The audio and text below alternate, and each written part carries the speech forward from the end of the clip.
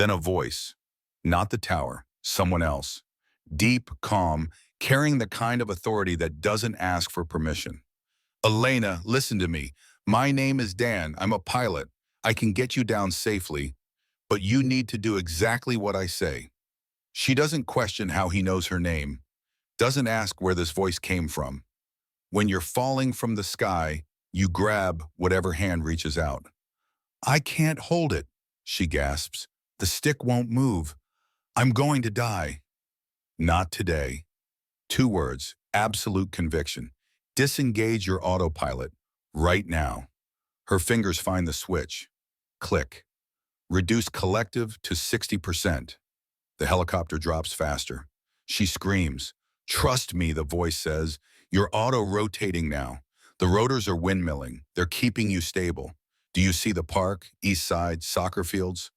Through tears and terror, she looks. Randall's Island, a rectangle of green in an ocean of concrete. I see it. That's your landing zone. 200 feet. Pull back on the cyclic. Nose up. 50 feet. Increase collective. The helicopter will cushion itself. She wants to ask how he knows. Wants to scream that she's never practiced auto-rotation in her life. Wants her father. Wants to wake up from this nightmare. Instead, she flies. 100 feet. 50. The voice guides her like a prayer. Her hands move on instinct, on trust, on the calm certainty in those words. The skids hit grass, hard. The helicopter bounces, tilts, settles, silence. Elena sits in the cockpit, engine still running, rotors still spinning, alive, breathing. Her whole body shakes. You did it, the voice says. One last time. Your father would be proud. Wait, she gasps into the radio. Who are you? How did you know my father? Only static answers. In the Apex Aviation Control Center, 20 employees erupt in applause. Relief floods the room like oxygen returning to drowning lungs. Coffee spills. Grown men cry. Someone live streams the whole thing, and within minutes the hashtag trends. Another miracle landing, another grateful CEO. But in the back of the room near the janitor's closet, a mop bucket sits abandoned. Water pools on polished marble. The cleaning cart stands empty. Dan Rivers is already gone. And Philip Morgan, 52 years old, chief financial officer, stands frozen by the window, watching emergency vehicles race toward the island. His face the color of old paper, his hands trembling so badly he has to grip the windowsill. He pulls out his phone, not his iPhone, the other one, the one nobody knows about. She survived, he whispers. The hydraulics failed exactly where you said, but she landed it. The voice on the other end doesn't sound pleased. Morgan closes his eyes. I understand. Yes, I'll make sure. 48 hours. He ends the call, looks at the celebration around him. Nobody's watching. They never watch the man in the expensive suit, the trusted CFO, the one who's been stealing them blind for 18 months. Nobody except the janitor who just disappeared. Text on screen 48 hours earlier. The letters dissolve. Time rewinds. We return to where stories always begin, in ordinary moments, before the world catches fire. Interior, Dan's apartment, South Bronx, early morning. 5:30 a.m. comes hard in the projects. The alarm clock sounds like a prison bell. Dan Rivers opens his eyes on a sofa that's seen better years. 3 cushions, 2 of them with duct tape holding the seams. But it's clean. Everything in this apartment is clean.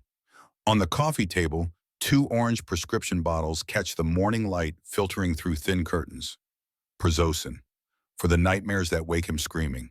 Sertraline, for the depression that used to make getting out of bed feel like lifting concrete. He takes both pills dry, swallows, stands. The man who stands is 32 years old but carries decades in his shoulders. 6 feet tall, lean muscle earned through hard labor, not gym memberships. Dark skin marked with small scars. A longer one on his left forearm, another on his right shoulder. Stories written in tissue that never quite healed right. He wears boxer shorts and a faded Marines t-shirt. The eagle, globe, and anchor nearly worn invisible from washing. On his right bicep, a tattoo. Bold black letters surrounded by laurel wreaths, words that mean something, that cost something. Night stalkers don't quit. He runs his hand over it, remembers when the ink was fresh, when he believed those words would define his whole life.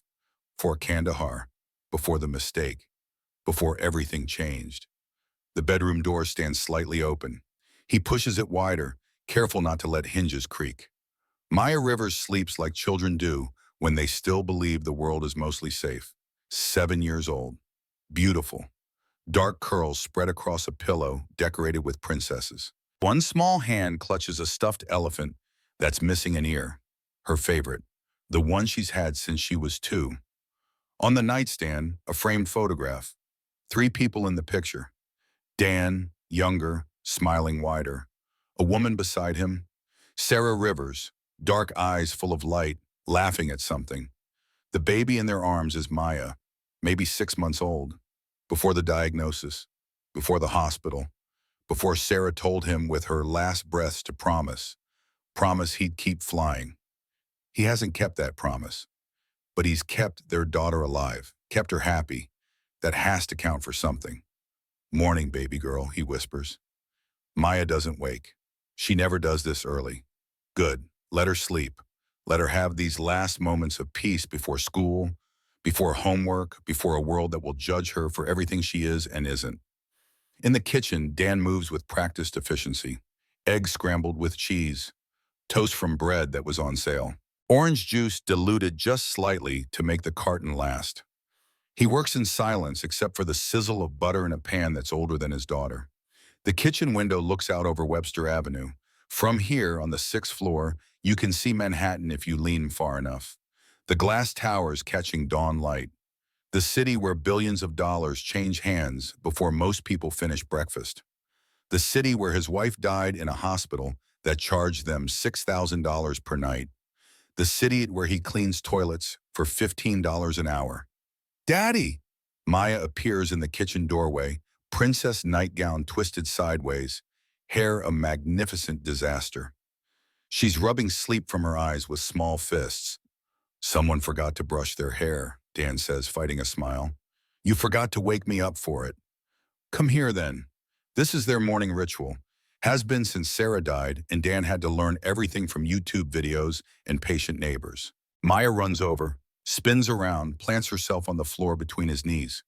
He takes the brush from the counter, starts working through tangles with the gentleness of a man who understands that little girls remember how their fathers touch their hair. Ow! Daddy, you're pulling! Sorry, princess. Almost done. Why don't you work in an office like Jasmine's dad? He wears a tie. Dan pauses mid-brushstroke. This question comes up sometimes. Usually when Maya's been comparing lunch boxes or birthday parties or the size of Christmas presents. Because my job is honest work, he says carefully. I take care of buildings, make sure they're safe and clean. That matters. But don't you want to wear a tie? I wore a uniform once, Dan says. He separates her hair into sections, begins braiding. His fingers remember the motions. Left over center, right over center. In the military, that was a long time ago. Were you a soldier? Something like that. Did you fight bad guys? Dan's hands still, just for a second, long enough for the memory to surface. Sand in his mouth, smoke in his eyes. The family he almost killed because intelligence was wrong and he pulled the trigger anyway. Children's faces that visit him every night unless the pills keep them away. I tried to help people, he says finally, continues braiding. But sometimes helping is harder than fighting. Maya accepts this with the wisdom of 7-year-olds who haven't learned to question yet. Can I have the purple ribbons? Purple ribbons it is. He ties off both braids. Perfect. Sarah would be proud. The thought comes automatic. The grief that follows it less sharp than it used to be. 3 years softens the edges. Doesn't remove the wound. Just makes it something you can carry. They eat breakfast together at a small table that wobbles unless you put a folded napkin under one leg. Maya chatters about school, about her friend Destiny, about the substitute teacher who lets them have extra recess. Dan listens, asks questions, makes her feel like the most important person in the world. Because she is. Can we get McDonald's tonight? Maya asks through a mouthful of eggs. It's Tuesday. What do we do on Tuesdays? Cook at home. She sighs dramatically, but their nuggets are so good. My nuggets are better. Your nuggets are okay. Dan grabs a dishcloth, snaps it playfully in her direction. She shrieks, giggles, runs. For a moment, the apartment fills with laughter. The kind that pushes back shadows, the kind Sarah used to make. At 7:15, the neighbor arrives, Rosa Martinez, 63 years old, raised 5 kids of her own, now helps Dan with Maya in exchange for him fixing everything in her apartment that breaks, which is everything, often. Morning, mija, Rosa says, kissing Maya's forehead. Ready for school? Do I have to go? Education is the key that opens every door, Rosa says in Spanish, then English. Your papi knows. He's a smart man. Dan catches Rosa's eye. She knows. Not everything, but enough. Knows he had a life before this one. Knows the uniform in the back of his closet isn't just for show. Knows a man doesn't move the way Dan moves, doesn't watch people the way Dan watches, unless he's been trained to survive. I'll be back by 11:30, Dan tells her. Night shift, 8 p.m. to 4 a.m. Come home, sleep 4 hours, take Maya to school, sleep 2 more, pick her up, help with homework, make dinner, put her to bed, head back to Apex Aviation. Every day, for 3.5 years. You look tired, Rosa says quietly while Maya packs her backpack. I'm always tired. You need a better job, a life. I have a life, right there. He nods toward Maya. Rosa sighs. Doesn't argue. What's the point? Some men rebuild after tragedy. Others just survive it.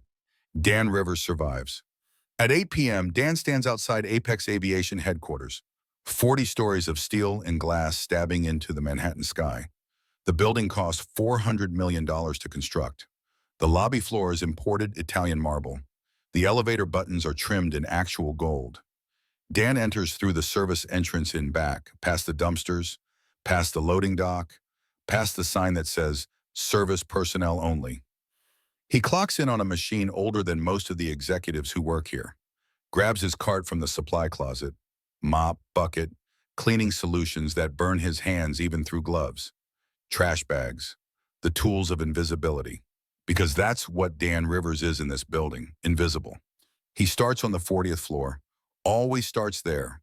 Executive offices, the corner office that belonged to Richard Sterling, founder, visionary, dead 9 months now in a plane crash that killed everyone on board. They said it was mechanical failure, weather, bad luck. Dan knows better.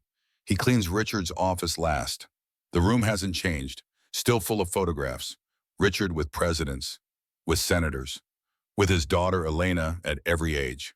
Little girl on his shoulders, teenager at her high school graduation, young woman in a cap and gown from Princeton. The last photo shows them together in front of a helicopter.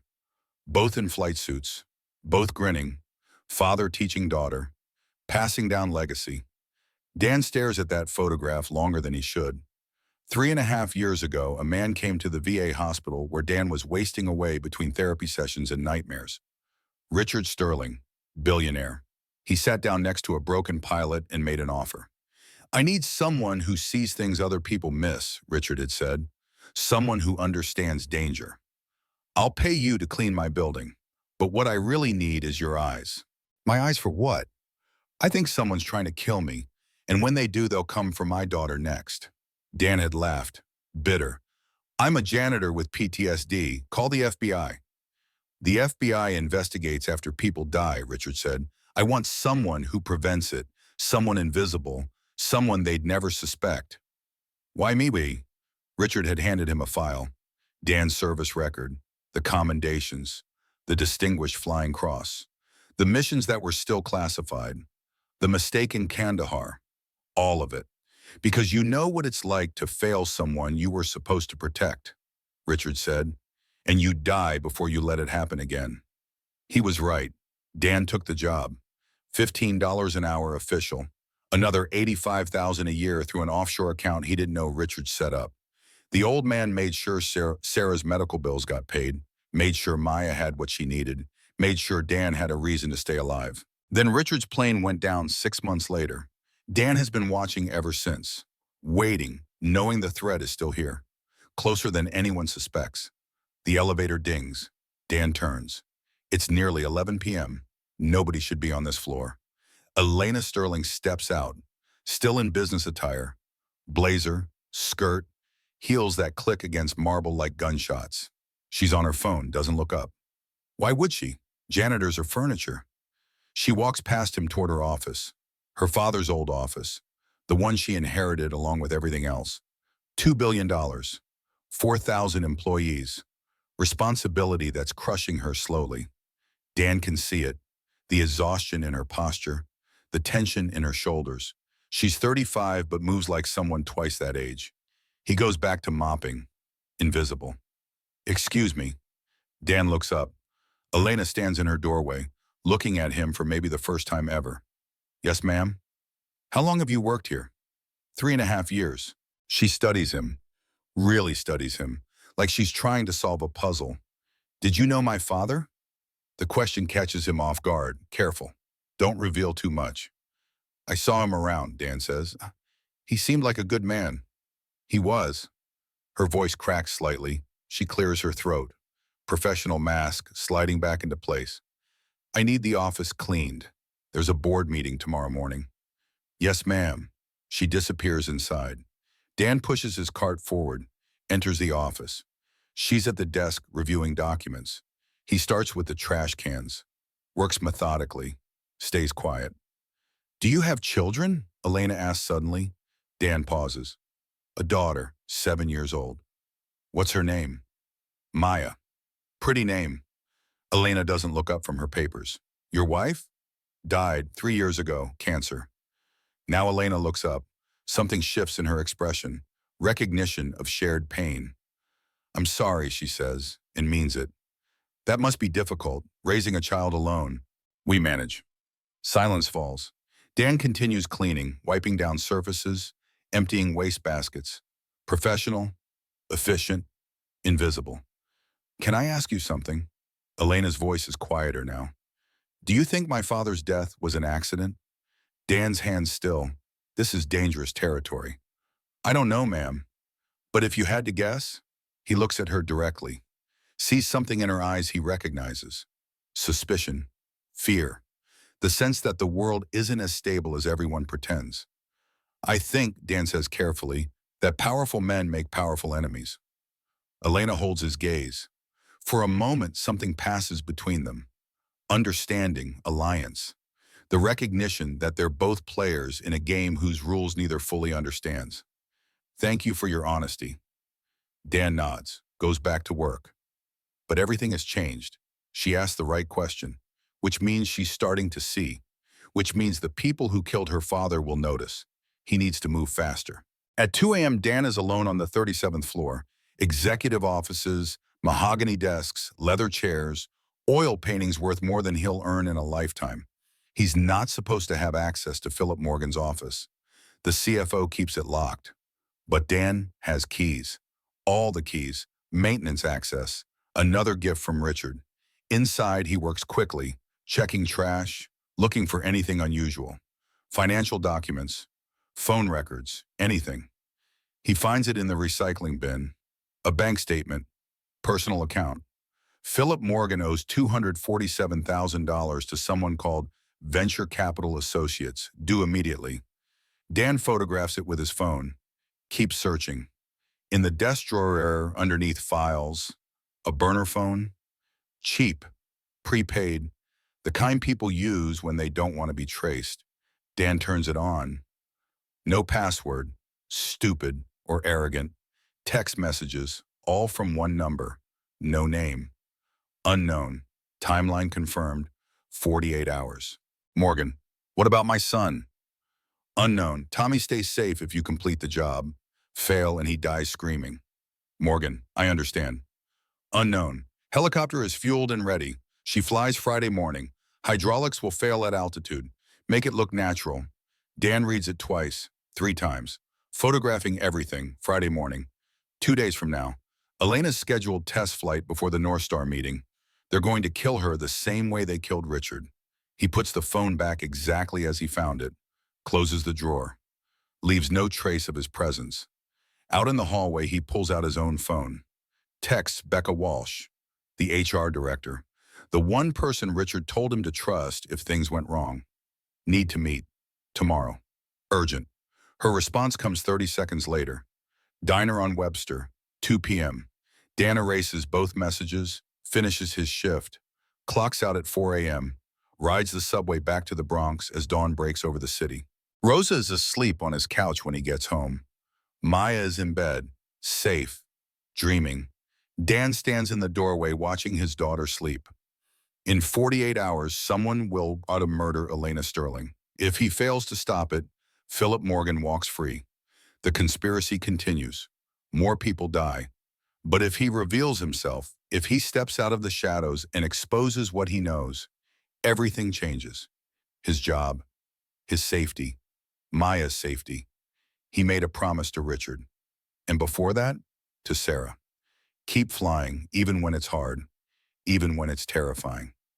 Dan looks at the photograph on Maya's nightstand, Sarah smiling, frozen in time. I'm going to break my promise, he whispers. I'm sorry, but some promises matter more. He's going to fly again, not in a helicopter, not literally, but he's going to step back into the light, back into danger, back into being the person he was before Kandahar broke him. Because Elena Sterling doesn't know it yet, but she's about to die. And the only person who can save her is a janitor she's never really looked at, a father who cleans toilets to feed his daughter, a pilot who hasn't touched a stick in 5 years, a warrior who thought his fighting days were over. Friday morning comes fast when you're trying to prevent a murder. The story is just beginning. The diner smells like coffee that's been burning since breakfast and grease that's been accumulating since the Reagan administration. Red vinyl booths patched with duct tape, linoleum floor cracked in patterns that resemble ancient riverbeds. The kind of place where a cup of coffee costs $2 and comes with judgment about how you take it. Becca Walsh sits in the back booth. She's wearing civilian clothes, jeans, a sweater, trying to blend in, but she carries herself like someone who spent 20 years in corporate America. Posture too straight, movements too controlled. Dan slides into the seat across from her. He's showered, changed, but the exhaustion clings to him like smoke. 4 hours of sleep in 3 days leaves marks that soap can't wash away. You look terrible, Becca says. I feel worse. Dan orders coffee from a waitress who doesn't pretend to care. We have a problem. Bigger than Philip Morgan embezzling $4 million over 18 months? Dan blinks. You know about that? Richard knew. He'd been building a case. Becca slides a manila folder across the table. He left instructions. If anything happened to him, I was supposed to give this to someone he trusted. He wrote your name, Dan, yours, not the FBI, not the board, you. Dan opens the folder. The first page is a letter in Richard's handwriting, dated 2 weeks before his death. Daniel, if you're reading this, I'm gone. I hope I'm wrong. I hope I'm paranoid. But 30 years building a company teaches you to recognize patterns. Someone close to me is planning something. The financials don't match. Philip is drowning in debt he can't explain. Board members are making decisions that benefit competitors. I hired you because you understand what I never could. How to see threats before they strike. How to protect people who don't know they need protection. My daughter is brilliant but naive. She believes in systems, in rules, in the inherent goodness of institutions. The world I've left her doesn't work that way. Protect her, not because I'm paying you, because she deserves to live. And Dan, when this is over, tell her who you really are. She needs to know that heroes don't always wear suits, Richard Sterling. Dan reads it twice. His hands are steady, but something in his chest feels like it's cracking. He knew, Dan says quietly. He knew they'd kill him. He suspected, couldn't prove it. Becca taps the folder, but he documented everything. Shell companies, offshore accounts, board members taking bribes. It's all here. And Philip? $250,000 in gambling debts. His son Tommy got into Cornell, needs $60,000 a year for tuition. Philip couldn't afford it on his salary, started borrowing from the wrong people. Dan closes the folder, thinks. They own him. Whoever wants Apex's technology, they bought Philip when he was desperate. Richard thought it was Vanguard Defense Consortium. They'd been trying to acquire Apex for years. He kept refusing. So they decided to take it the hard way. Kill Richard, destabilize the company. Elena can't handle the pressure. Stock price falls. Vanguard makes a hostile takeover offer. Except Elena's tougher than they expected, Becca says. She's actually stabilizing things. The North Star contract would give her legitimacy, cement her position. So they kill her too. Dan's voice is flat. Make it look like another accident. Company falls apart. Vanguard swoops in. Becca nods. What are you going to do? Stop them. How? You're a janitor. If you go to Elena with this, she'll think you're crazy. If you go to the police, Philip will disappear the evidence. If you do nothing, she dies Friday morning. Dan is quiet for a long moment. Outside the diner window, the Bronx moves past. Kids playing basketball in the street. Old men sitting on stoops. Life happening in the margins while billionaires play chess with human lives. I'm going to tell her the truth, Dan says. All of it. Who I am. What Richard hired me to do. What's going to happen if she gets in that helicopter. She won't believe you. Then I'll make her believe. Becca studies him, sees something in his face that makes her lean back slightly. You're going to expose yourself, risk everything, for someone who treats you like furniture. For someone Richard loved, Dan corrects, and because it's the right thing to do. You have a daughter to think about. I am thinking about her. What kind of man would I be if I let someone die because it was inconvenient to save them? Becca reaches across the table, squeezes his hand once. Brief, warm. Richard chose well, she says. That evening, Dan does something he hasn't done in 3.5 years. He calls in sick to work, tells his supervisor he has the flu, needs a few days off. The supervisor doesn't care. Janitors are interchangeable, invisible. One more reason nobody notices when they're watching. Instead of going to Apex, Dan stays home, helps Maya with homework, makes dinner, chicken nuggets, the homemade kind, better than McDonald's even if his daughter won't admit it. Daddy, why are you home? Maya asked through a mouthful of ketchup. Needed a break. Are you sick? Just tired, baby girl. Maya considers this. 7 years old, but reading people like someone 3 times her age. Children who lose mothers learn to watch their fathers carefully. Learn to spot the signs of falling apart. Are you sad about mommy?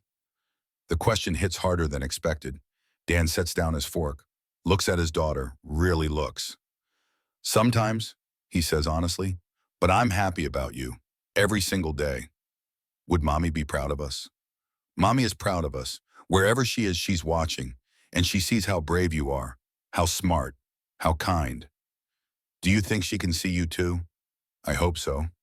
Then she knows you're the best daddy ever. Dan gets up, comes around the table, hugs his daughter so tight she squeaks. What was that for? Maya laughs. Just needed to remember why I do this. Later, after Maya is asleep, Dan sits at the kitchen table with Richard's folder spread in front of him. Documents, photographs, evidence of conspiracy, theft, murder. He creates copies, sends files to 3 separate email addresses. Becca, a lawyer Richard trusted, and his old commanding officer, Colonel Morrison, just in case. Then he writes a letter, on paper, old-fashioned, the way important things should be written. Elena, my name is Daniel Rivers. You know me as the janitor on the night shift. What you don't know is that your father hired me 3.5 years ago for a different purpose. I was a pilot, Chief Warrant Officer 3, 160th Special Operations Aviation Regiment. I flew Black Hawks in combat zones, Iraq, Afghanistan, Syria. I was good at it until I made a mistake that almost killed innocent people. After that, I couldn't fly anymore. PTSD, medical discharge, lost everything. Your father found me at a VA hospital, offered me a bomb, not cleaning, watching. He suspected someone close to him was planning something. He needed eyes he could trust. He was right. I have evidence that Philip Morgan is being blackmailed to commit corporate espionage, that your father's death was not an accident, that you are the next target. Friday morning, you're scheduled for a test flight before the North Star meeting. Don't get in that helicopter. The hydraulic system has been sabotaged. It will fail at altitude. You will die unless you trust me. I know how this sounds. A janitor claiming to be a decorated pilot. A conspiracy theory from someone you've never noticed. But your father trusted me, and I'm asking you to do the same. If you want proof, meet me tomorrow. 6 p.m. The roof access where the helicopter is stored. Come alone. Daniel Rivers. He seals the letter, addresses it, will deliver it personally tomorrow to her office. Then he does the hardest thing. He writes a second letter, this one to Maya, in case everything goes wrong, in case Philip's people decide the janitor knows too much. My beautiful Maya, if you're reading this, it means Daddy had to do something brave and it didn't work out the way I planned. I'm so sorry, baby girl. I need you to know that everything I did because it was right. Because a good man protects people even when it's dangerous, even when it costs everything. Your mother taught me that. Before she died, she made me promise to keep flying. Not helicopters, but in life. To not let fear make me small. I broke that promise for a while. Hid. Played it safe. But then I remembered something. You're watching me. Learning how to be in this world by watching what I do. And I want you to learn that courage matters more than comfort. Mrs. Martinez will take care of you. There's money set aside. College fund. Everything you need. Becca Walsh knows where it all is. Be brave, Maya. Be kind. Be the light your mother was. I love you more than all the stars and all the skies. Daddy, he folds it, puts it in an envelope, hides it in his sock drawer under the uniform he hasn't worn in 5 years. Sits on the couch in the dark, praying he never has to let her read it. Interior, Apex Aviation, executive floor. Next day, Elena arrives at 8 a.m. like always. The building is already buzzing. Assistants running, phones ringing. The machinery of capitalism grinding forward. Her assistant hands her coffee. Black, no sugar. The way she takes everything. Bitter and efficient. You have the board meeting at 9, conference call with North Star at 11, helicopter pre-flight check at 3, interview with Forbes at 5. Cancel the Forbes interview. Ma'am, they've been requesting for months. I said cancel it. Elena's voice has an edge. She hasn't slept well. Dreams of her father falling from the sky. Dreams of being next. She enters her office, closes the door, leans against it. On her desk, an envelope. Her name written in unfamiliar handwriting. Elena opens it, reads again, sits down hard in her chair. A janitor, claiming to be special forces, claiming her father hired him as protection, claiming Philip is a traitor, claiming the helicopter is sabotaged. It's insane. Except her father did act strange those last few months. Secretive. Worried. She'd assumed it was stress. The weight of running a company. But what if it was more? And Philip has been nervous lately, sweating through meetings, hands shaking. She'd assumed pressure. But what if it was guilt? And the helicopter? She's been flying since she was 16, never had a mechanical issue. But what if Friday is the first time? Elena picks up her phone, dials security. This is Elena Sterling. I need background information on one of our maintenance staff. Daniel Rivers, night shift janitor. Everything you have. She hangs up, stares at the letter. 6 p.m., roof access, come alone. Every rational bone in her body says, don't go.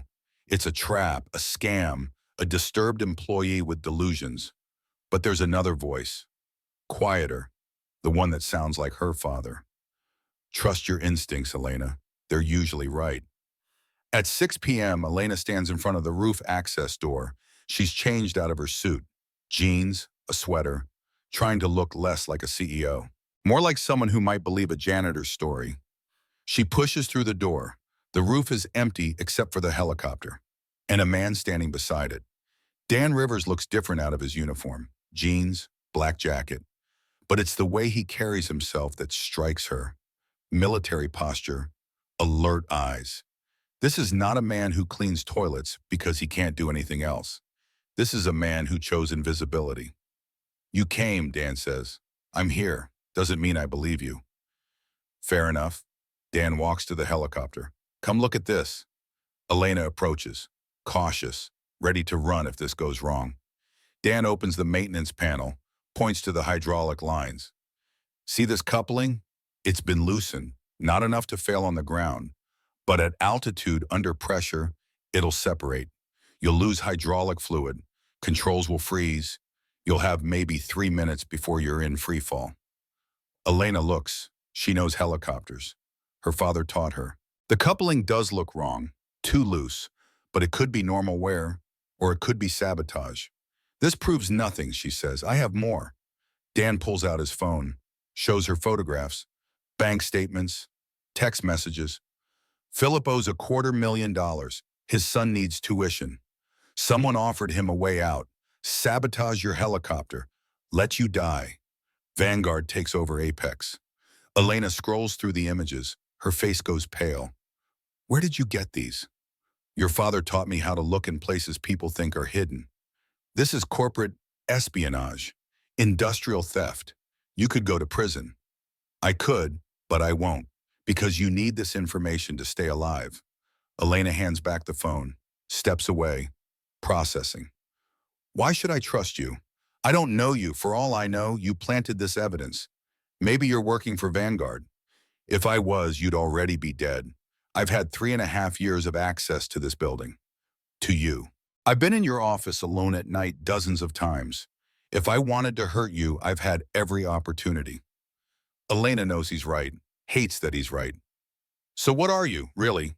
Dan reaches into his jacket, pulls out a small leather case, opens it, inside military identification. Photos of him in uniform, medals, commendations. Chief Warrant Officer Daniel Rivers, 160th Special Operations Aviation Regiment, 1,400 combat flight hours, Distinguished Flying Cross, Air Medal with Valor Device. His voice is quiet, factual. I was one of the best pilots in the military. Then I made a mistake, fired on what I thought was an enemy vehicle. Turned out to be a family. 2 parents, 4 kids. They survived, but I didn't. Didn't survive? Not inside. Dan closes the case. I got discharged, lost my certifications, couldn't fly anymore. Every time I heard rotors, I was back there, seeing those children. Your father found me when I was deciding whether living was worth the effort. Elena sees it now, the pain behind his eyes, the weight he carries. This isn't a scam. This is a man telling the truth in the only way he knows how. My father gave you a purpose. He gave me a reason to get up in the morning. Made sure my wife's medical bills got paid. Made sure my daughter had what she needed, and he asked one thing in return. Watch over you. You have a daughter. Maya, 7 years old. She's the reason I'm still here. Elena looks at the helicopter, at the loosened coupling, at the man who's been invisible for 3.5 years. If I don't fly Friday, the board will see it as weakness. They'll force me out. Everything my father built falls to Vanguard anyway. Not if we expose Philip first. Get evidence to the FBI. Protect his son so he'll testify. Break the conspiracy before they break you. We? Elena meets his eyes. Why would you keep helping? You could disappear. Take your daughter somewhere safe. Because your father trusted me. And because walking away while someone dies isn't something I can do anymore. The roof access door bangs open. Both of them turn. A little girl runs out, 7 years old, braided hair with purple ribbons. She stops when she sees Elena. Daddy, Mrs. Martinez said you were here and you weren't supposed to be here, and I got worried, and I told her I needed to see you right now, so she brought me. And who's that pretty lady? Maya says all this in approximately one breath. Dan's face shifts through several emotions. Surprise, concern, love. He kneels down. Maya, what did we talk about? About coming to Daddy's work? That I shouldn't unless emergency. Maya looks at Elena, curious, unafraid. Are you Daddy's boss? Elena blinks, looks at Dan. He shrugs helplessly. I'm Elena, she says, kneeling to Maya's level. And yes, sort of. Your daddy works very hard. He's the best daddy ever. He makes nuggets and does my hair and reads me stories even when he's tired. Something in Elena's chest cracks open. This child, This beautiful, innocent child, talking about her father with such absolute faith, the way Elena used to talk about Richard before the world got complicated. I bet he is, Elena says softly. Are you nice to my daddy? Some people aren't nice to him because he cleans, but cleaning is important work. It keeps people safe. You're right, it is important. Maya studies Elena with the intense scrutiny only children can manage. Then she nods, satisfied. Okay, I like you. You can be daddy's friend. Rosa Martinez appears in the doorway, out of breath, apologetic. I'm so sorry, Mr. Rivers. She insisted. I couldn't stop her. It's okay, Rosa. Dan picks up Maya. We were just finishing. But Elena stands, looks at this man, this janitor, this warrior, this father, sees him clearly for the first time. Tomorrow, Elena says, my office, 8 a.m. Bring everything you have. We're going to the FBI together. Dan's eyebrows rise. You believe me? My father trusted you. That's enough. She looks at Maya. And anyone who raises a daughter this brave can't be all bad. Maya beams. See, Daddy? I told you people would like you if they really saw you. Out of the mouths of children. Truth that adults spend lifetimes avoiding. The next morning, Elena cancels every meeting, tells her assistant she's unavailable, locks her office door. Dan arrives at 8 precisely. He's brought copies of everything, financial records, text messages, photographs, Richard's letter, 3.5 years of careful documentation. They spread it across her conference table. Start building a timeline. Philip started borrowing 18 months ago, Dan explains. Small amounts at first, then larger. By the time he realized the interest rates were criminal, he was in too deep. And Vanguard? They bought his debt, offered to forgive it if he helped them. First it was just information, company secrets, board meeting notes. Then they wanted more. Elena finds a photograph. Philip meeting with a man she doesn't recognize. Outside a restaurant. Envelope changing hands. Who is this? Viktor Sokolov, Vice President of Vanguard Defense. He's the handler. Can we prove that? Not in court, not yet. But if Philip testifies, if his son is protected, he might cooperate. Elena sits back, thinks like a CEO. We need leverage, something bigger than the FBI, something public. What are you thinking? The North Star meeting, it's not just executives, it's press, investors, politicians. If we expose Philip there, in front of everyone, Vanguard can't cover it up. That's risky. Philip might panic, run, or worse. Then we make sure he can't run. Elena picks up her phone, dials. Becca, I need security footage. Every entrance and exit. Philip Morgan's movements for the last 6 months. Yes, now, I'll explain later. She hangs up, looks at Dan. You're not just a pilot, are you? You're used to planning operations. Missions. We called them missions. And yes, this is just another mission, except the stakes are higher. Because if we fail, I die. Because if we fail, everything your father built dies. And Philip's son probably dies. And Vanguard wins. Elena nods slowly. Then we don't fail. They work through the day, building a case, plotting strategy. By evening, they have a plan, dangerous, complicated, requiring perfect timing, but possible. One problem, Dan says. We're assuming Philip won't try to kill you before Friday. What if he moves up the timeline? Then you'll be there to stop him. I can't be with you every second. So teach me. You're a soldier. Teach me how to stay alive. Dan considers this, then nods. Basic threat awareness, starting now.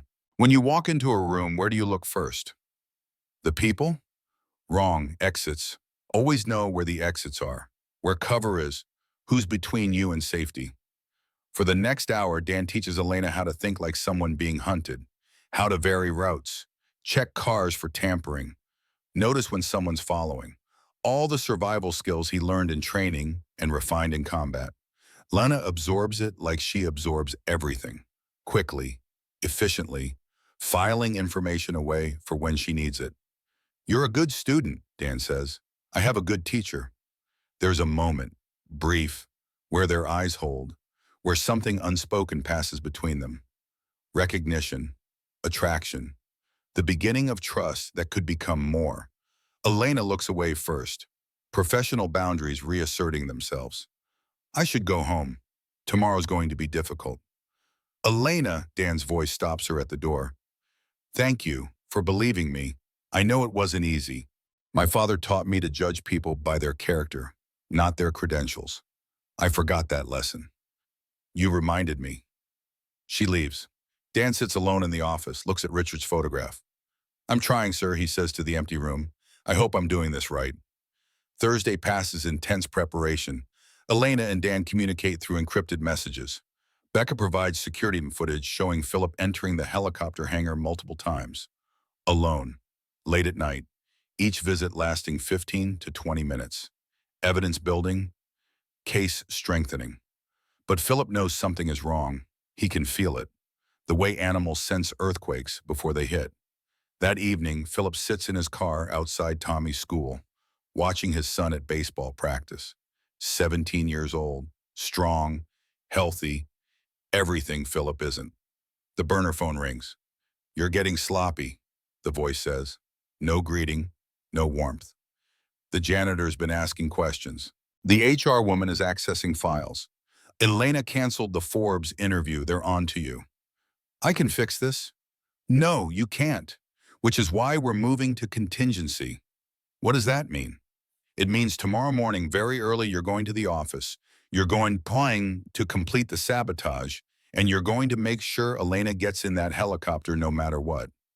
And if she refuses to fly, then you make her. Gun to her head, if necessary. We're done being subtle. Philip closes his eyes. My son. We'll live if you succeed. We'll die screaming if you don't. Your choice, Bob. The line goes dead. Philip sits in his car, watching Tommy, knowing that in 12 hours he's going to try to murder someone, or die trying, or watch his son die if he doesn't. There are no good options left, only choices between horrors. Inside the school, Tommy hits a line drive to center field. His father watches, memorizing, in case it's the last time. Friday morning comes cold and clear. Perfect weather for flying, perfect weather for dying. Elena wakes at 5 a.m., can't sleep anyway. She showers, dresses in her flight suit, looks at herself in the mirror. Today she either exposes a conspiracy or becomes another Sterling killed in an aviation accident. Her phone buzzes, text from Dan, FBI agent standing by, security alerted, helicopter grounded until we give signal. You're safe, she texts back, thank you. For everything, just doing my job, ma'am. Elena smiles at that. 3 days ago, she didn't know his name. Now he's the person she trusts most in the world. She arrives at Apex at 6:30, building mostly empty. Security waves her through. The elevator rises. 40 floors, each one bringing her closer to confrontation. The doors open. Philip Morgan stands in her office, holding a gun. I'm sorry, Elena, he says. His hand is shaking so badly he can barely keep the weapon level. I'm so sorry, but you're getting in that helicopter. And you're going to fly. And you're going to die, because if you don't, my son will. Elena's training kicks in, Dan's voice in her head. Exits, cover, distance. She steps back toward the elevator. Philip moves forward. Please don't make this harder. Philip, we can protect Tommy. FBI witness protection. You testify against Vanguard. Everyone wins. They'll kill him anyway. They have people everywhere. FBI, police, government. There's nowhere safe. So you kill me instead? That's your solution? It's the only solution I have left. Elena hears something. Behind Philip. Quiet footsteps. Dan appears in the doorway. Silent. He's holding something. A mop handle. Ridiculous. But his stance isn't. Military. Predatory. Elena keeps her eyes on Philip. Doesn't give away Dan's presence. Your son wouldn't want this, Elena says. Tommy's a good kid. You think he could live knowing his father committed murder? He'll live. That's all that matters. Dan moves, fast. Trained. The mop handle comes down on Philip's wrist. The gun clatters to the floor. Philip cries out. Dan has him in a control hold before he can react. Professional. Efficient. This is what 1,400 combat hours looks like in civilian clothes. It's over, Philip, Dan says quietly. FBI's downstairs. Your son is already in protective custody. You don't have to do this. Philip collapses, not fighting, just breaking. They'll kill him. They'll find a way. Not if you help us stop them. Elena picks up the gun, checks the safety, holds it like someone who knows weapons. Her father taught her that too. Who's running this, Philip? Who's really in charge? Philip looks up, tears streaming. You want the truth? It's not Vanguard. They're just middlemen. Then who? Your board. 3 of them. Beck, Morrison, Chen. They've been planning this for years. Saw your father as an obstacle.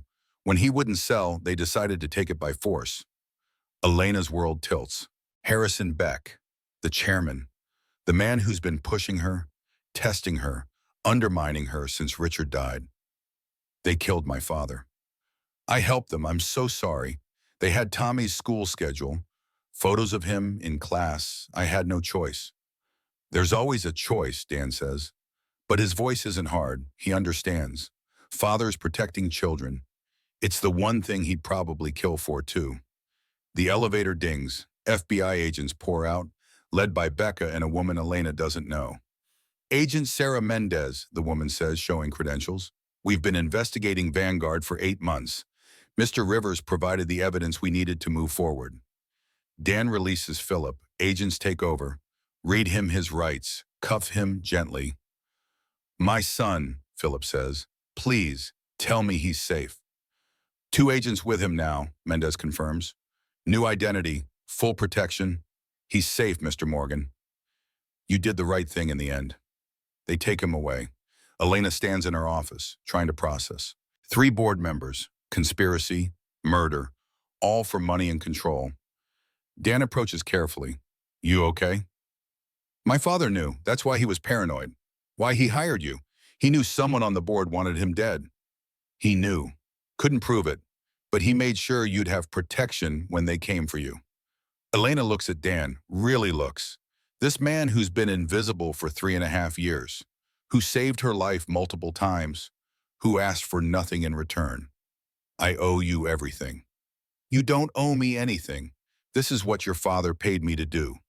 No, he paid you to watch. You chose to act. There's a difference. The moment stretches. Outside, dawn breaks over Manhattan. A new day, a second chance. What happens now? Elena asks. Now you run your company, Dan says. Board gets cleaned out. Philip testifies. Vanguard executives get arrested. You survive. And you? Go back to being a janitor, I guess. It's what I know. Elena shakes her head. No, that's not what happens. What happens is you take a position in this company that matches your skills. Head of security, chief operations officer, something real. I have a 7th grade education and a dishonorable discharge. I'm not qualified. You have 1,400 combat hours and saved my life 3 times this week. You're overqualified. Elena extends her hand. What do you say, Daniel Rivers? Ready to stop hiding. Dan looks at her hand, thinks about Maya, about Sarah, about the promise to keep flying. He shakes. Let's see if I remember how to be visible. The story is far from over. The helicopter still sits on the roof. The conspiracy still needs exposing. The board meeting is in 3 hours. But for the first time in 3.5 years, Dan Rivers is standing in the light, and Elena Sterling is seeing clearly. Together, they're going to finish what Richard started. The hardest part is just beginning. Interior, Apex Aviation Headquarters, main atrium. Morning, the atrium of Apex Aviation was designed to intimidate. 40-foot ceilings, Italian marble floors that cost more per square foot than most people's homes. A chandelier commissioned from a Danish artist who only worked with ethically sourced crystals. Everything about the space screamed power, wealth, permanence. 200 people filled the space now. Board members in $1,000 suits. Investors with portfolios worth millions. Press with cameras ready to capture whatever came next. The annual shareholder meeting. The one where Elena Sterling would either cement her position as CEO or be voted out by the very people who conspired to murder her father. Harrison Beck stood at the podium. 70 years old, silver hair perfectly styled, tan that came from weekends in the Hamptons, not from working outdoors. He'd been on Apex's board for 32 years, watched Richard build an empire from nothing, and decided somewhere along the way that he deserved a piece of it. Ladies and gentlemen, Beck's voice carried the authority of decades in boardrooms. We gather today at a critical juncture for Apex Aviation. 9 months ago, we lost our founder, Richard Sterling, a tragedy that shook us all. Murmurs of agreement, respectful nods. Nobody mentions that 3 people in this room helped orchestrate that tragedy. His daughter Elena has worked tirelessly to maintain stability, but the numbers don't lie. Revenue down 12%, stock price volatile, key contracts in jeopardy. Beck paused for effect. The board has a duty to shareholders, to employees, to ask difficult questions about leadership. Elena sat in the front row, flight suit replaced by a Navy power suit, hair pulled back, every inch the CEO her father raised her to be. But her hands gripped the armrest tight enough to leave marks. Beside her sat Becca Walsh, and beside Becca, in a suit that didn't quite fit his shoulders, sat Dan Rivers. He'd borrowed it from a neighbor. The pants were an inch too short, the jacket pulled slightly across his back, but he wore it like armor, like he'd worn his uniform once. Maya sat on Dan's other side. She'd insisted on coming. Rosa had dressed her in her church clothes, a purple dress with white shoes, her hair in perfect braids. She swung her legs, not quite reaching the floor, fascinated by the chandelier. "Daddy, why is that mean man talking about Miss Elena like that?" Maya whispered. "Because some people think they can control others with words," Dan whispered back. "Watch what happens when they can't." Beck continued. "Therefore, the board recommends a vote of no confidence in Elena Sterling's leadership. We propose installing interim management while we search for a permanent CEO with the experience necessary to guide Apex into the future." The room erupted. Cameras flashed, reporters scribbled, investors looked concerned. Elena stood. Every eye turned to her. "Thank you, Harrison, for that introduction." Her voice cut through the noise like a blade.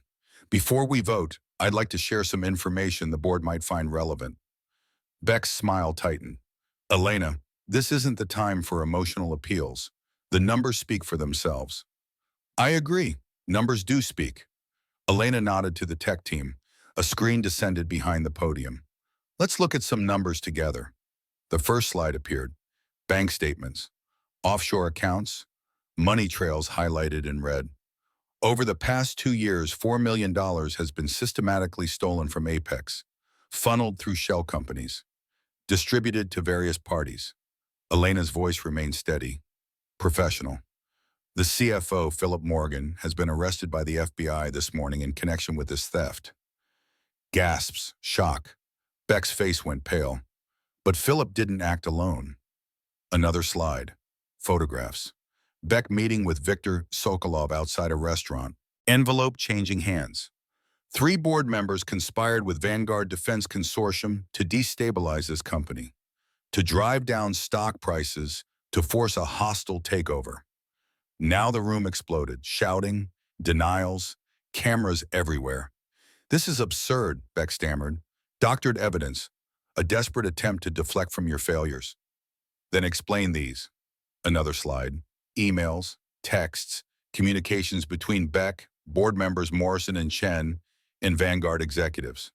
"The FBI has verified all of this. Warrants have been issued." As if on cue, federal agents entered from the side doors. Agent Mendez led them. Professional, efficient. They moved toward Beck.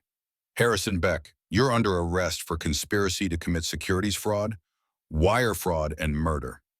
Mendez's voice carried across the now silent atrium. "You have the right to remain silent." Beck tried to run, ridiculous at 70. An agent caught him before he made it 3 steps. Cuffed him, read him his rights, while cameras captured every humiliating second. Morrison and Chen didn't even try. They sat frozen, watching their carefully constructed conspiracy collapse in real time. More agents, more arrests. The board members led away in handcuffs, the press going absolutely wild. The story of the decade happening live. Elena stood at the podium, watching. This should feel like victory, but mostly it just felt exhausting. When the chaos died down slightly, she spoke again. My father built this company on principles, integrity, innovation, the belief that we serve something larger than profit. Her voice cracked slightly, first sign of emotion.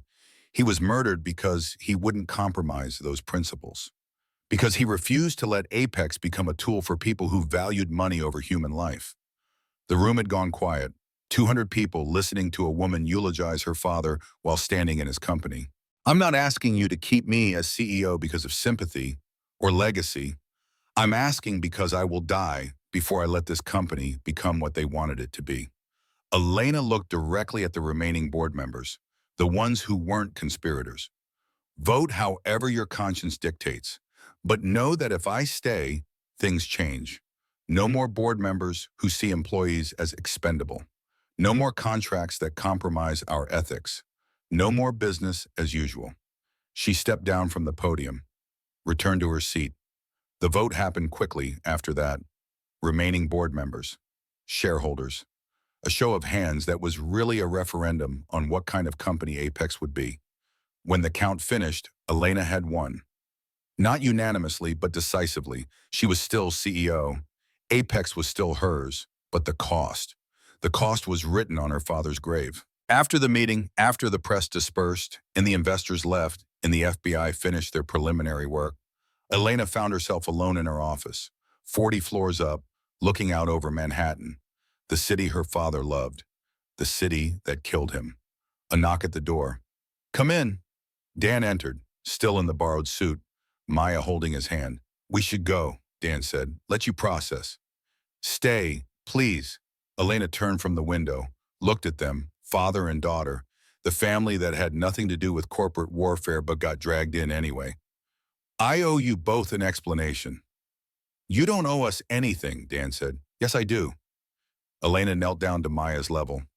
Maya, do you know what your daddy did this week? Maya nodded seriously. He saved you, like a superhero. Exactly like a superhero. He was so brave, and I wasn't very nice to him before I knew how brave he was. That's okay, Maya said with the wisdom of 7-year-olds. Sometimes people are mean when they're sad. Were you sad about your daddy? Elena's eyes filled with tears. She'd held it together through arrests, through votes, through press conferences. But this child's simple understanding broke her. Yes, I was very sad about my daddy. Me too about my mommy. Maya stepped forward, hugged Elena, small arms around her neck. But it gets better. Daddy says mommy's watching from heaven, and she's proud of me. Your daddy is probably proud of you too. Elena held this child and cried, really cried, for the first time since Richard's funeral.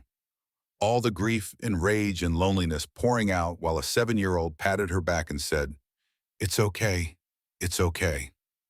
Dan watched, his own eyes wet, this moment between his daughter and the woman he had been hired to protect.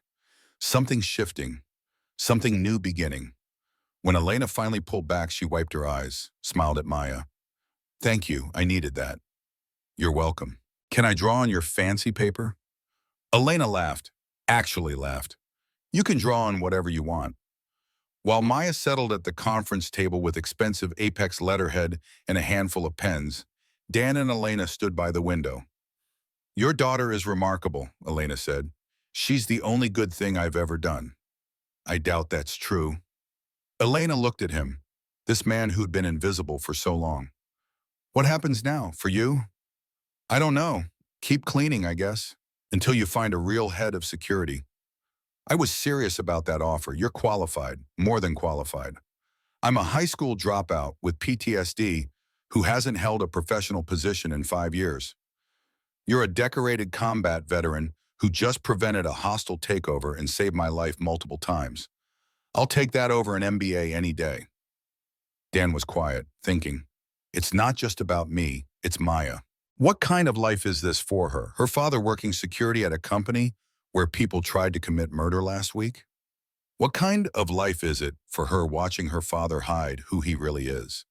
The question hung between them. She asked me last week why I don't wear a tie to work, Dan said quietly. Why her friends' dads have offices and I have a mop closet. I told her honest work has dignity. But that's a lie, isn't it? I'm not cleaning toilets because it's dignified. I'm doing it because I'm hiding. From what? From failing again, from trusting myself, from believing I deserve better. Elena reached out, took his hand. The gesture surprised them both. My father saw something in you, not just your skills, your character. He trusted you with the thing he loved most in this world, me. She squeezed his hand. Maybe it's time you trusted yourself. Before Dan could respond, Maya called out, Miss Elena, I drew you a picture. They went to the table. Maya had created a masterpiece in crayon. 3 figures, a tall man, a woman in a dress, a small girl between them holding both their hands. Above them, 2 figures in clouds, a man and a woman, watching. That's you and Daddy and me, Maya explained. And that's your daddy and my mommy in heaven. They're friends now. They want us to be happy. Elena stared at the drawing, at this child's vision of family, of connection, of moving forward while honoring the past. Can I keep this? Elena asked. It's for you, so you remember you are not alone. Elena framed that drawing, hung it in her office where her father's photograph used to be, a reminder that family isn't always blood. Sometimes it's the people who show up when you need them most. The following weeks moved fast. Philip Morgan testified before a grand jury, gave names, dates, details. The conspiracy went deeper than anyone expected. Not just Vanguard, defense contractors, government officials. A web of corruption using Apex technology to funnel weapons to unauthorized buyers. The FBI arrested 17 people, seized millions in assets. The scandal made national news. The Apex conspiracy became shorthand for corporate crime. Through it all, Elena led. She restructured the board, brought in people Richard had trusted, implemented ethics protocols, opened investigations into every contract signed in the past 2 years. And she offered Dan the job again. Officially this time, Chief of Security Operations, salary of $120,000, full benefits, office on the 38th floor. Dan accepted, for Maya, for himself, for the promise he'd made to Sarah to keep flying. His first day as an executive, Dan arrived in a suit that actually fit, custom tailored. Elena had insisted, said if he was going to represent Apex, he needed to look the part. He felt ridiculous, the tie strangling him, the shoes too shiny.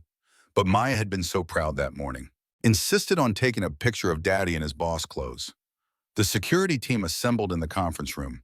20 men and women who'd been running operations without real oversight for months. They looked skeptical when Dan walked in. He could read their thoughts. Who's this? Some executive's friend? Political hire? My name is Daniel Rivers, Dan began. 10 days ago, I was cleaning toilets on the night shift. Today, I'm your boss. I'm guessing some of you think that's a problem. A few uncomfortable shifts. Nobody willing to say it out loud. You're right to be skeptical. I would be too. Dan pulled up his sleeve, showed the tattoo. But before I cleaned toilets, I flew helicopters for the 160th Special Operations Aviation Regiment. I did that for 8 years until I made a mistake that got me discharged. I took this job because I needed work and Mr. Sterling needed eyes he could trust. He had their attention now. 2 weeks ago, 3 board members conspired to murder Elena Sterling.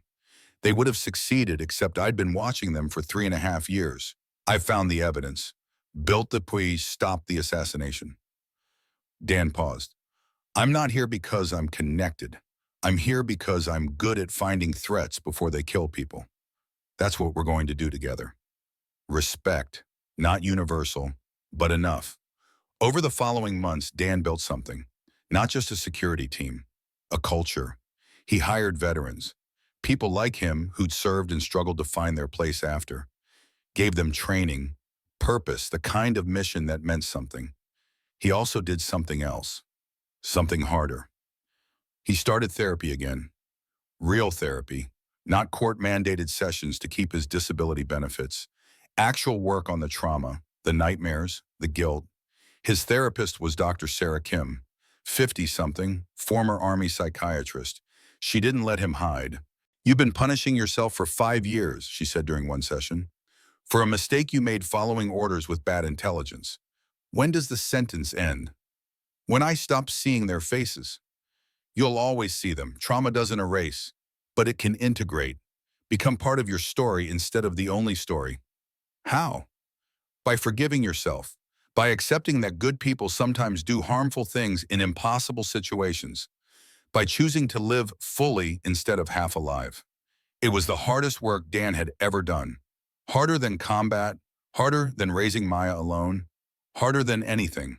But slowly, incrementally, he started sleeping better. The pills became optional instead of mandatory.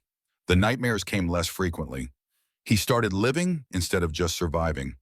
And somewhere in those months, something else happened. Something neither Dan nor Elena planned or expected. They fell in love. It started small. Coffee meetings that ran long. Conversations about work that drifted to personal. Dan telling stories about Maya. Elena sharing memories of Richard. Two people who'd both lost the loves of their lives, finding comfort in shared grief. Then more. Dinners after late meetings. Elena asking about Dan's day. Dan noticing when Elena looked tired. Small touches that lingered. Glances that meant something. Maya noticed first. Children always do. Daddy likes Miss Elena, she announced one evening at dinner. Dan nearly choked on his pasta. What makes you say that? You smile different when you talk about her. Your happy smile, not your pretend smile. Out of the mouths of children. Truth that adults spend months avoiding. She's my boss, baby girl. It's complicated. Why? Mommy would want you to be happy. Dan set down his fork, looked at his daughter. When had she gotten so wise? You're right, Mommy would, but loving someone new feels like forgetting Mommy, and I don't want to forget her. Maya came around the table, climbed into his lap even though she was getting too big for it. Daddy, you talk about Mommy every day. We look at pictures. You tell me stories. You could never forget her. She touched his chest. She's in here, forever, but that doesn't mean there's no room for someone else. Dan held his daughter, this miracle of perception and love, and knew she was right. He needed to tell Elena how he felt, before fear made him small again. The opportunity came during a company charity event. Apex was sponsoring a gala for veteran support services. Black tie, 500 guests, fundraising for PTSD treatment and job placement programs. Elena had insisted Dan attend. You're an executive now. That means showing up to these things. Dan showed up, in a tuxedo Elena had helped him pick out. He felt like an imposter, like someone playing dress-up in a life that didn't belong to him. Until he saw Elena. She wore a midnight blue gown, hair down for once. All elegant, beautiful. But what struck him wasn't the dress or the styling. It was the way she carried herself, confident. No longer the grieving daughter playing at CEO. The real thing. Their eyes met across the ballroom. She smiled, excused herself from a conversation with a senator, crossed to him. You clean up nicely, Mr. Rivers. You're stunning, Miss Sterling. Elena, we're not at the office. Elena. They stood there. Music playing, people dancing, a moment stretching. Dance with me, Elena asked. Dan hesitated. I'm not very good. Neither am I. We'll figure it out together. On the dance floor, Dan's hand found her waist. Her hand rested on his shoulder. They moved awkwardly at first, finding rhythm, then settling into it. Can I tell you something? Dan said quietly. Anything. When I was at my lowest, after the discharge, after Sarah died, I decided life wasn't worth the effort. I had pills saved up. A plan. He met her eyes. Your father showing up at the VA that day saved my life. Gave me a reason to keep going. Elena's hand tightened on his shoulder. And now, Dan continued, you've given me something I thought I'd never have again. Hope. The belief that my life can be more than punishment for past mistakes. Dan, I'm in love with you, Elena. I know it's complicated. I'm your employee. You're my boss. We come from different worlds. But I can't pretend anymore. You deserve to know. Elena stopped dancing. For a terrible moment, Dan thought he'd ruined everything. Then she kissed him. In the middle of the ballroom, in front of 500 people, in front of cameras and press and colleagues. She kissed him like he was oxygen and she'd been drowning. When they pulled apart, the room had gone quiet. Everyone staring. Elena didn't care. "I love you too," she said. "I've loved you since you talked me through that landing. Since you risked everything to save me. Since I saw how you are with Maya. People are watching. Let them watch. I'm done caring what people think about who I love." The applause started slowly, then built. 500 people celebrating two broken people, finding wholeness in each other. That night after the gala, Elena came home with Dan and Maya. First time she'd seen their apartment in the Bronx.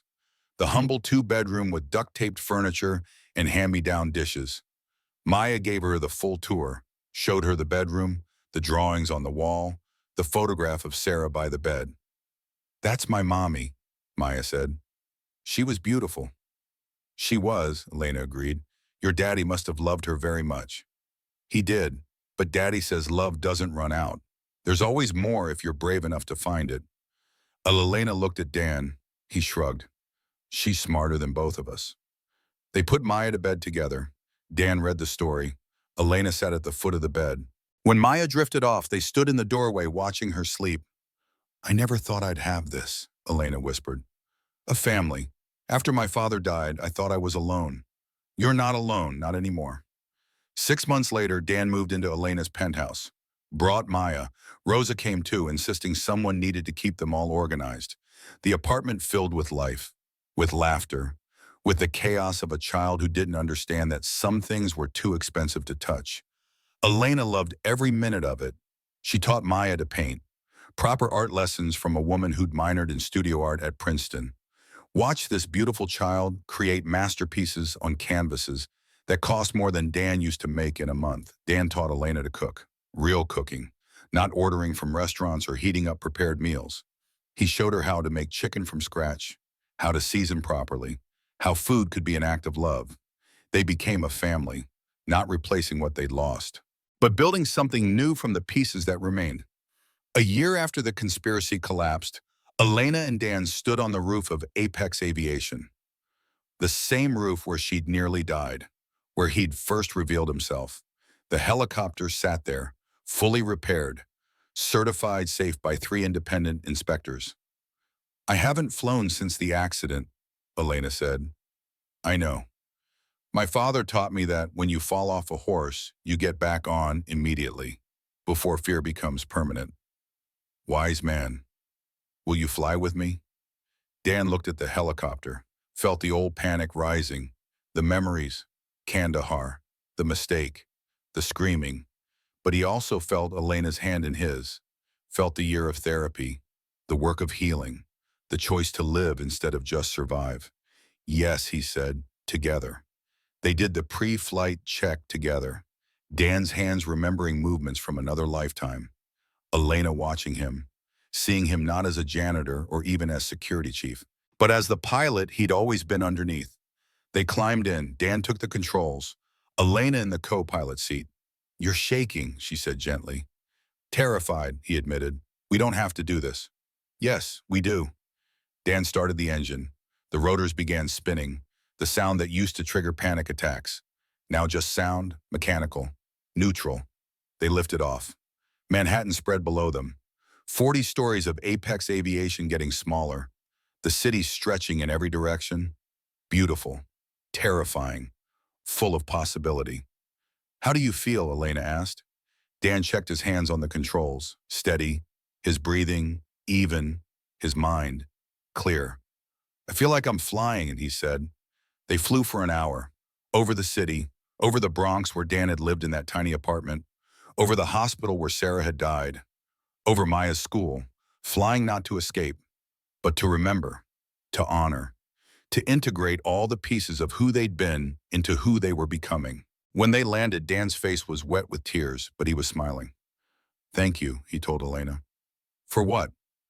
"For seeing me when I was invisible, for trusting me, for loving me, for making me remember I'm more than my worst mistake." Elena unbuckled, leaned across the console, kissed him softly. "You saved my life, Daniel Rivers, over and over. Let me save yours too." They married 6 months later. Small ceremony. Rosa and Maya, Becca, and a few close friends. No press, no spectacle, Just two people who'd found each other in the wreckage of loss, making promises to build something new. Maya was flower girl. She took the job seriously, practiced her walk for weeks. When the moment came, she scattered petals like she was blessing the ground they walked on. At the reception, such as it was, Maya made a toast. 7 years old, standing on a chair, holding sparkling cider in a plastic champagne flute. My daddy says love is what you do, not what you say. Miss Elena, you do love every day. You're nice to daddy. You're nice to me. You make us happy. So thank you for loving us. We love you too. Not a dry Tom in the room. Dan stood, put his arm around his daughter, looked at his wife. His wife. Still getting used to that word. I want to add something, he said. 5 years ago, I was broken. Thought my life was over. Thought I had nothing left to give. Then a man named Richard Sterling gave me a job, gave me purpose, made me understand that hitting bottom isn't the end. It's just the place where you decide what comes next. He raised his glass to Richard and to Sarah, the people we lost who somehow led us to each other, to second chance, to families we build instead of the ones we're born into, to love that doesn't replace but multiplies. Everyone drank. The reception continued into the evening. Small, intimate, perfect in its simplicity. Maya fell asleep on Dan's shoulder around 9. Rosa took her home. The remaining guests drifted away until only Dan and Elena remained. They stood on the small patio of the community center they'd rented. Not fancy, not expensive, just real. The Bronx spread around them, sirens in the distance, music from open windows, life happening in all its messy, beautiful complexity. What now? Elena asked. Dan pulled her close. Now we live, really live, not survive, not hide, live. And the nightmares will probably come, some nights.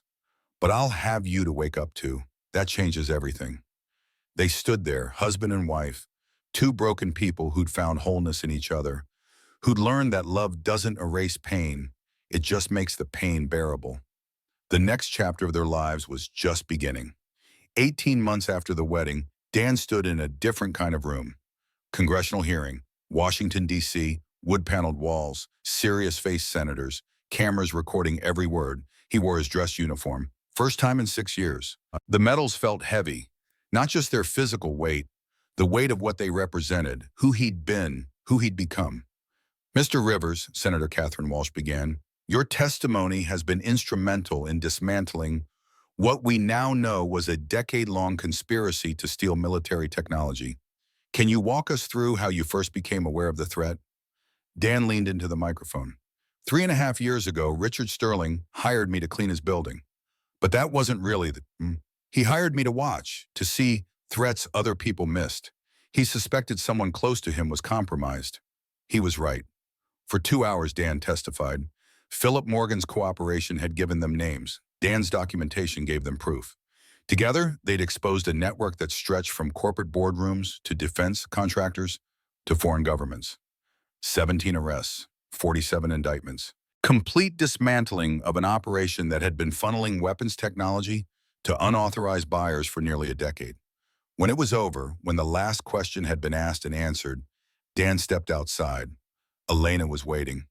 She'd taken the day off, flown down to be there. How do you feel? She asked. Like I finally finished the mission, the one Richard gave me. Protect what he built. Stop the people who killed him. Make sure it never happens again. He'd be proud. I hope so. They flew back to New York that evening. Maya was waiting at the apartment. 9 years old now, growing fast. She'd watched her father testify on C-SPAN during school. Her teacher had made it a civics lesson. My dad, the hero, Maya had written in her journal. I always knew. That night, after Maya was asleep, Dan and Elena made a decision. They'd been talking about it for months. Planning. Now felt like the right time. They were going to start a foundation, the Sterling Rivers Foundation, named for Richard and Sarah. Funded by a portion of Dan's apex salary, Elena's personal wealth, and donations from people who believed in the mission. 2 purposes, job training and placement for veterans struggling to transition, and mental health services for anyone who'd served. Free. No caps, no questions, just help. The foundation opened 6 months later. Small office in Queens, 3 staff members. Dan ran it while maintaining his role at Apex. Elena served as board chair. Becca handled administration. The first year, they placed 83 veterans in meaningful employment, provided therapy to over 200, prevented 4 suicides through direct intervention. Small numbers in the grand scheme, but each number was a life, a person, a veteran who deserved better than the system had given them. Dan met with every candidate personally, shared his story, let them see that recovery was possible, that mistakes didn't define you, that PTSD wasn't a life sentence, just a condition, manageable with help. One afternoon, a young man walked into the office. Marcus Williams, 24 years old, Marine, lost his leg in Syria, angry at the world, convinced his life was over. Dan sat with him for 3 hours. I made a mistake in Kandahar, Dan told him. Fired on what I thought was an enemy vehicle. It was a family, 2 parents, 4 kids. They survived, but I almost killed them. Marcus listened, really listened. For 5 years, I wanted to die, thought I had nothing left, thought the guilt would crush me. Then someone gave me a second chance. Someone saw past the mistakes to who I could still become. How do you live with it? Marcus asked. The guilt? You don't live with it. You live through it, day by day, sometimes hour by hour. You accept that you can't change the past, only the future. You find people who need what you have to give.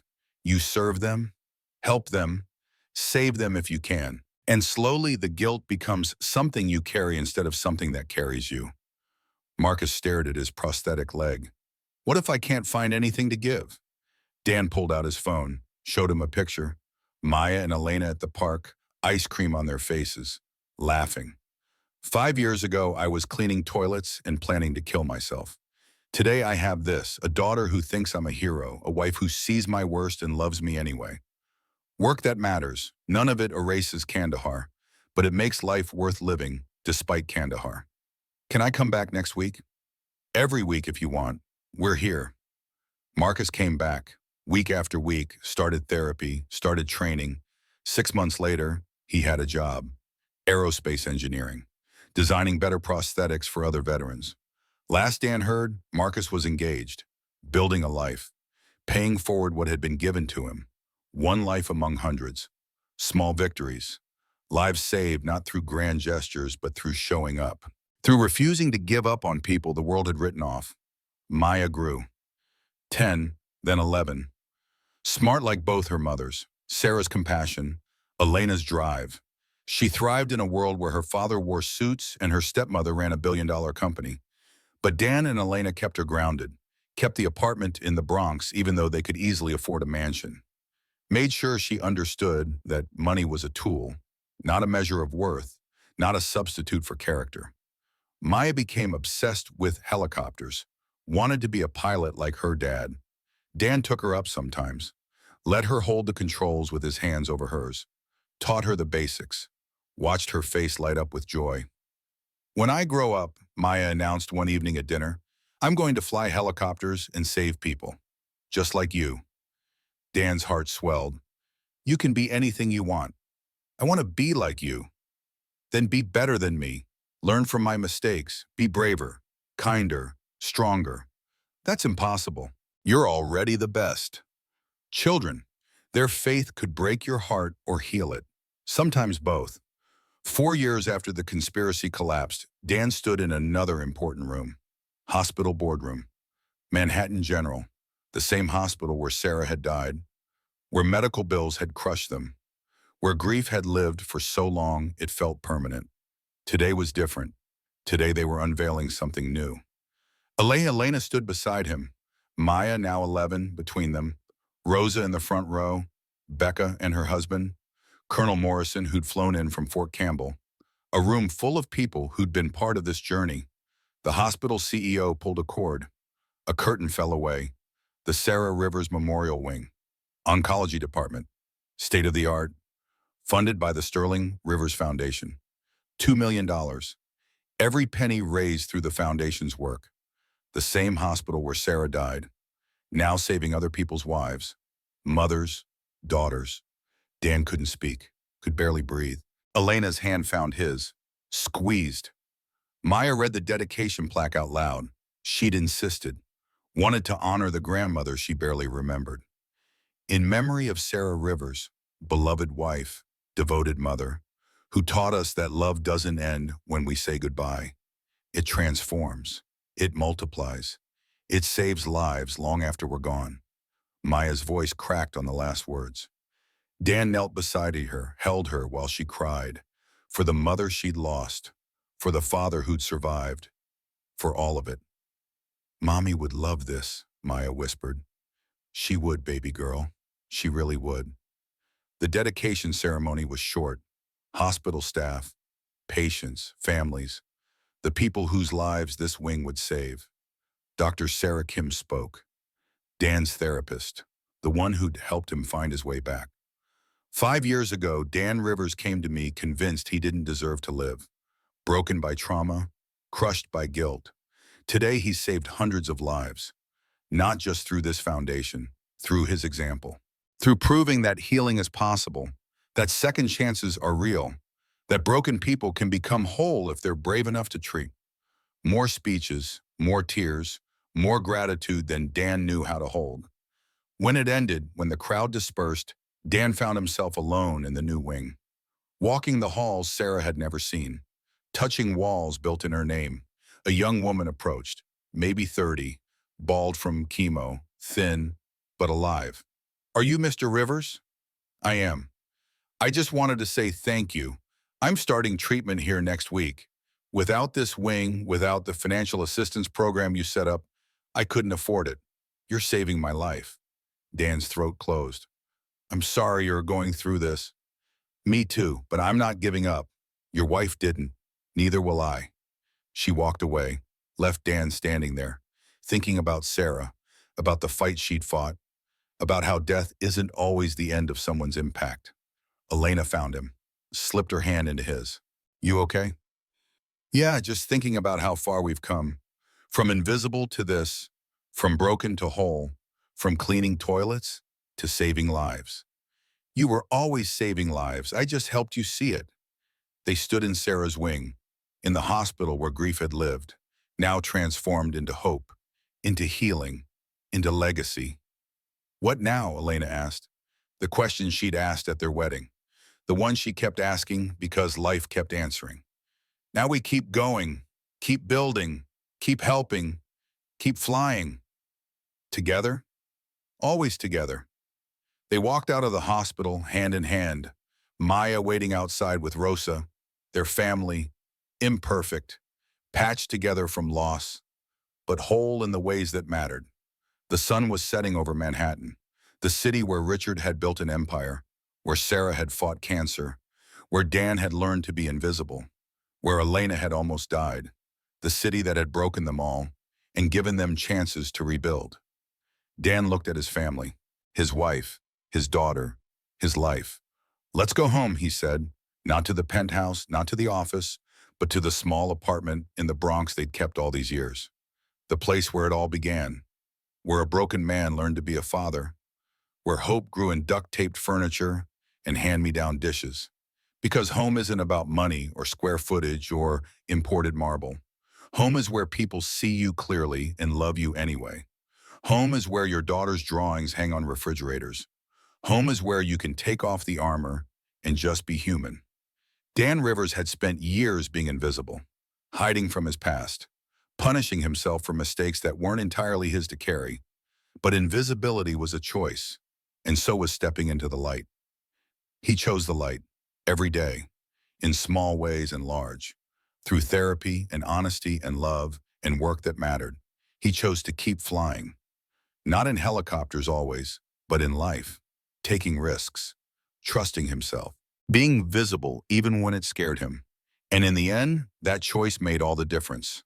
The janitor became visible, the broken became whole. The man who thought his story ended in Kandahar discovered it was just beginning, the end.